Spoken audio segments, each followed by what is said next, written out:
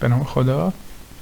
سلام. خب بچه ها، یه مشکلی که بعضی ها باش مواجه میشن اینه که توی فتوشاپ میخوان یه خط نوشته به زبان فارسی یا عربی بنویسن. خب مثلا فرض کنیم ما الان فتوشاپ باز میکنیم، فتوشاپ 2024 رو داریم و 2020 هم داریم. حالا ما فتوشاپ 2015 رو باز میکنیم که همه داشته باشن و رو همه سیستم ها نصب شده باشه. خب میخوایم مثال بزنیم. مثلا ما یه دونه نیو باز میکنیم، میخوایم یه بسم الله الرحمن الرحیم رو تبدیل به نقشه بکنیم. خب میخوایم اینجا بنویسیم بسم الله الرحمن الرحیم. ببین بسم الله الرحمن الرحیم این شکلی میشه. خب چه کار باید بکنیم که این درست بشه این داستان؟ از اینجا میایم بیرون، خیلی سریع بهتون میگم. خب شما 2 دقیقه هم دندون به سر اون جگرت بذاری طوری نمیشه.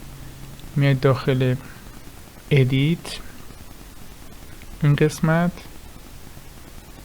تایپ رو انتخاب میکنید.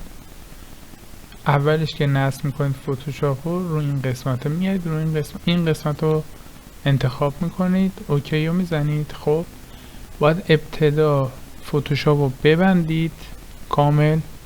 وقتی بستید باز بکنید، مشکلتون حل میشه. الان مشکل برات پیش آمدن شدی بچه هرسین یعنی کرماشان مشکل برات پیش آمد. ببین من میبندم، نو میزنم، دوباره فتوشاپ رو باز میکنم خیلی سریع.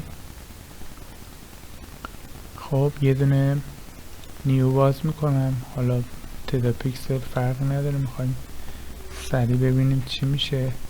تی رو انتخاب میکنم، اینجا یه دونه بسم الله الرحمن الرحیم تایپ میکنم. ببین چقدر قشنگ درست شد. خب امیدوارم که از این ویدیو خوشتون اومده باشه و مورد استفادهتون قرار گرفته باشه. خدا نگهدار.